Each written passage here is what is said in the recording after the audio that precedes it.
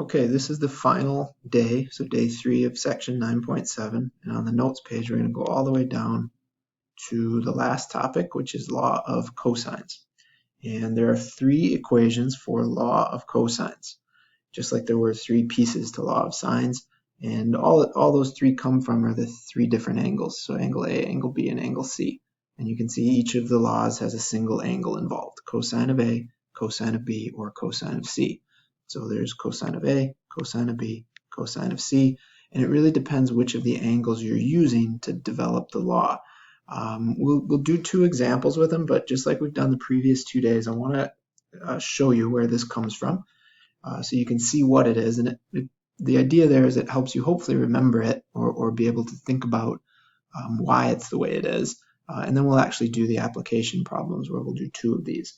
So for starters, what I'd like us to do, just like we've been doing, is I'd like to redraw that triangle just a little bit bigger right here. And so we'll call that A, B, and C. And we'll call it side A, side B, side C. And just like we've been doing the past 2 days, I'll have you drop down a height, and we'll call that height H, and it hits the opposite side at 90 degrees. And now what I want you to do is, again, think of these 2 right triangles. So triangle 1, triangle 2. And what we're going to do is do the Pythagorean Theorem for both of these 2 triangles.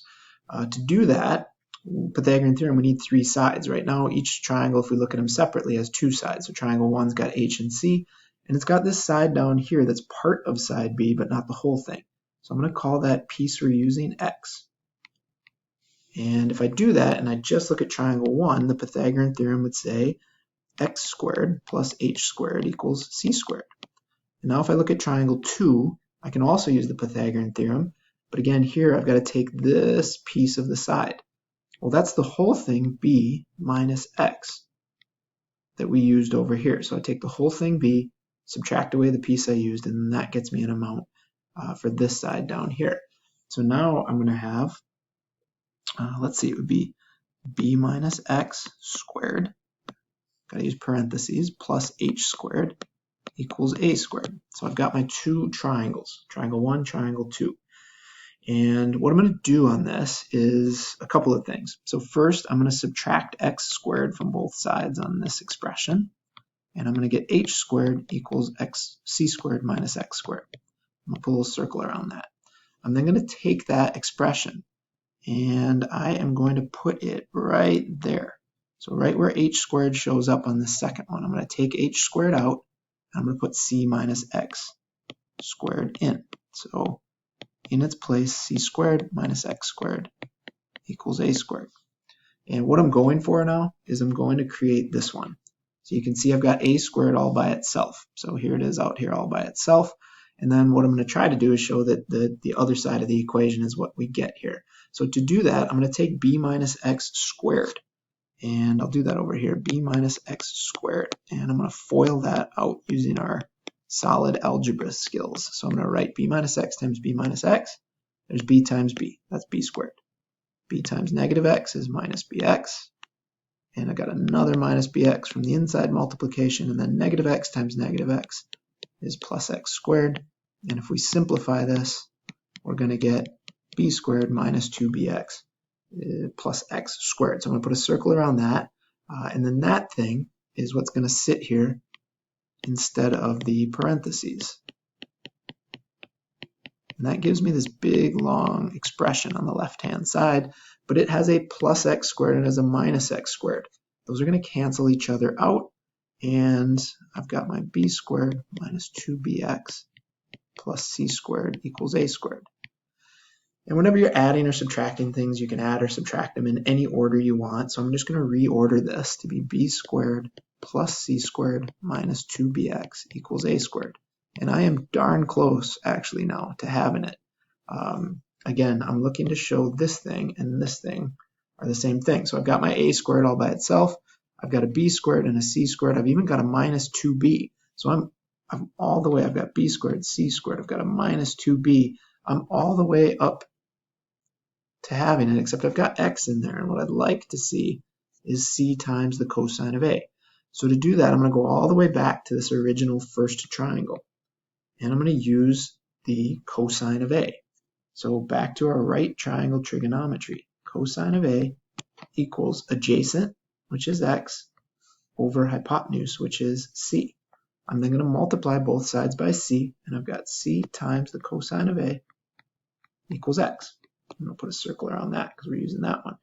So I'm now going to take that expression, that's what x is, it's c times the cosine of A, and I'm going to plug it in there. So I've got b squared plus c squared minus 2bc times the cosine of A equals a squared. And that is the expression for law of sines, or law of cosines. So that is law of cosines, and we can get the other two expressions by focusing on either angle B or angle C. We're not going to go through those repetitions. I just wanted to give you a sense of where it came from, and now we're going to look at two examples. So again, this is just a helpful way to try to remember it, to see where something comes from. And I know it's complex, but it's good to have an understanding of where math laws or theorems come from. So now actually applying these things. Let's scroll down and we're going to do the very last example, the only one we haven't done yet. So example 8. Now I'm actually going to ask you to add in an example 9, either on a separate sheet or on the back of this sheet. In example 8, we've got 3 sides on a triangle. We have to pick an angle to go get. So I'm going to go ahead and start by trying to get angle A. So if I do angle A, I'm going to use a squared, the side across from A, equals, let's see, it would be b squared plus c squared minus 2bc cosine of A. So again, that is law of cosines. So I've got the side across from the angle, that's over here by itself. I've got the other two sides, 3 and 7. Those are here and here, minus those 2 times 3 times 7 cosine of A. So again, the format is a squared equals b squared plus c squared minus 2bc cosine of A. And that's a lot. That's a lot to juggle and keep straight. So you're going with the side opposite the angle, the two sides around the angle, minus 2 times those two sides, cosine of the included angle. I then have to find a way to solve this. So 25 equals 9 plus 49 minus 2 times 3 is 6 times 7 is 42. And then I'm going to say 25 equals 58. That's our 9 plus 49 minus 42 cosine of A. And I'm going to subtract 58 from 25. So if I subtract 58 from the 25, I'm going to get a negative 33 equals negative 42 cosine of A. Divide both sides by that negative 42, and that gives me 33 over 42 equals cosine of A, because a negative divided by a negative is a positive. And this is another instance where we need that use of cosine inverse. So now I'm going to say cosine inverse of that expression is the measure of angle A. So the measure of angle A is going to be whatever cosine inverse of 33 over 42 is. So that's going to require a calculator. So I'm going to do second cosine 33 divided by 42 and then hit enter. And I've got 38.2 degrees. So measure of angle A is 38.2 degrees. Okay, so that gets me the measure of angle A. And once you've got the measure of angle A, we can actually shift gears, and then we can use law of sines. So we only need to apply law of cosines once, because now that we have A, law of sines is a much quicker law that we did yesterday. We can set up something where we've got sine of C over 3 equals sine of A, which we just found, 38.2, over the side across from A is 5. So again, and I'll kind of show these as separate.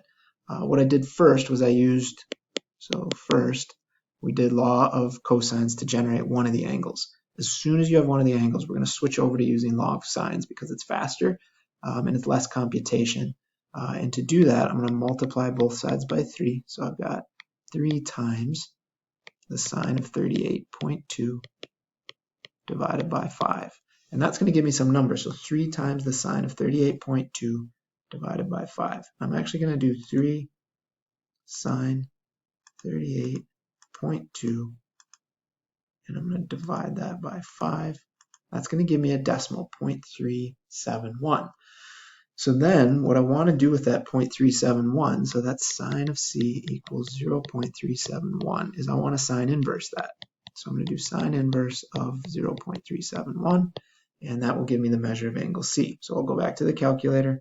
I'll do second sine. Now I'm just going to pop that, use that second minus sign to get the answer in there instead of retyping it. And that tells me my angle is 21.8 degrees. So I'll go back here, and angle c is 21.8. And then if I've got angle A is 38.2, angle C is 21.8, then to get angle C, which is the last one, the third one, so I did this second, the third one is the easiest piece. The third piece for angle C, I'm just going to say, well, I don't know, we have angle C for angle B plus the 21.8 degrees plus the 38.2 degrees has to equal 180. Okay, well, let's see, B plus 21.8 plus 38.2. That would be, what, 60 degrees. So angle B plus 60 degrees equals 180. That's just adding together 21.8 and 38.2. That's a plus sign right there. And then if I subtract the 60 from both sides, angle B is 120 degrees. And we've got our three pieces. We've got angle A, check, 38.2, angle C, and angle B. And that's an application of law of cosines.